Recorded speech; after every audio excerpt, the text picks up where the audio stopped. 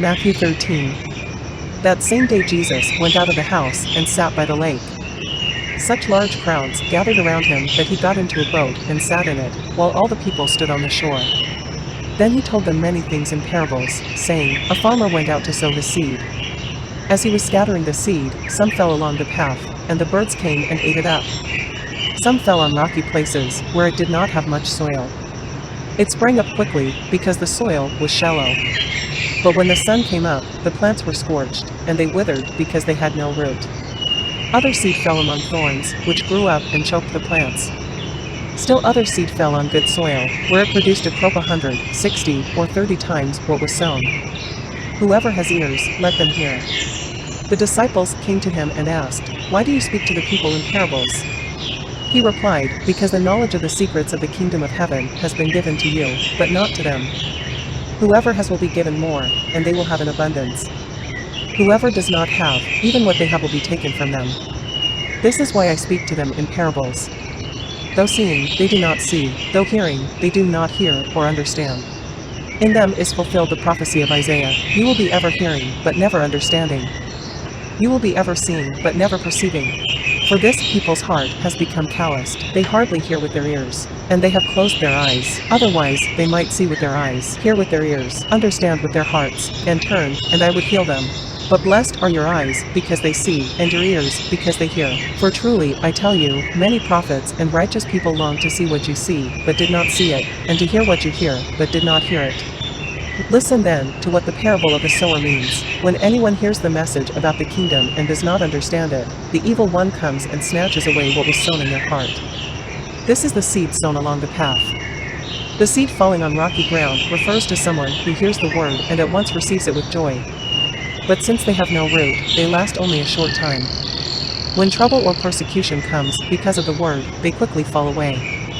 The seed falling among the thorns refers to someone who hears the word, but the worries of this life and the deceitfulness of wealth choke the word, making it unfruitful. But the seed falling on good soil refers to someone who hears the word and understands it. This is the one who produces a crop, yielding 100, 60, or 30 times what was sown. Jesus told them another parable. The kingdom of heaven is like a man who sowed good seed in his field. But while everyone was sleeping, his enemy came and sowed weeds among the wheat, and went away. When the wheat sprouted and formed heads, then the weeds also appeared. The owner's servants came to him and said, Sir, didn't you sow good seed in your field? Where then did the weeds come from? An enemy did this, he replied. The servants asked him, Do you want us to go and pull them up? No, he answered, because while you are pulling the weeds, you may uproot the wheat with them. Let both grow together until the harvest. At that time I will tell the harvesters, First collect the weeds, and tie them in bundles to be burned, then gather the wheat and bring it into my barn. He told them another parable. The kingdom of heaven is like a mustard seed, which a man took and planted in his field. Though it is the smallest of all seeds, yet when it grows, it is the largest of garden plants and becomes a tree, so that the birds come and perch in its branches. He told them still another parable. The kingdom of heaven is like yeast that a woman took and mixed into about 60 pounds of flour until it worked all through the dough. Jesus spoke all these things to the crowd in parables. He did not say anything to them without using a parable. So was fulfilled what was spoken through the prophet. I will open my mouth in parables. I will utter things hidden since the creation of the world. Then he left the crowd and went into the house. His disciples came to him and said, Explain to us the parable of the weeds in the field. He answered, The one who sowed the good seed is the Son of Man.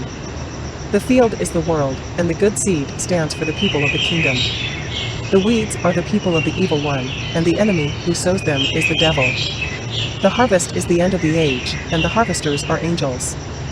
As the weeds are pulled up and burned in the fire, so it will be at the end of the age. The Son of Man will send out his angels, and they will weed out of his kingdom everything that causes sin and all who do evil. They will throw them into the blazing furnace, where there will be weeping and gnashing of teeth. Then the righteous will shine like the sun in the kingdom of their Father. Whoever has ears, let them hear. The kingdom of heaven is like treasure hidden in a field. When a man found it, he hid it again, and then in his joy went and sold all he had and bought that field. Again, the kingdom of heaven is like a merchant looking for fine pearls. When he found one of great value, he went away and sold everything he had and bought it.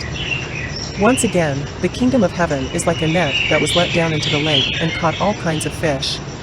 When it was full, the fishermen pulled it up on the shore. Then they sat down and collected the good fish in baskets, but threw the bad away. This is how it will be at the end of the age. The angels will come and separate the wicked from the righteous and throw them into the blazing furnace, where there will be weeping and gnashing of teeth. Have you understood all these things? Jesus asked. Yes, they replied. He said to them, therefore every teacher of the law who has become a disciple in the kingdom of heaven is like the owner of a house who brings out of the storeroom new treasures as well as old. When Jesus had finished these parables, he moved on from there.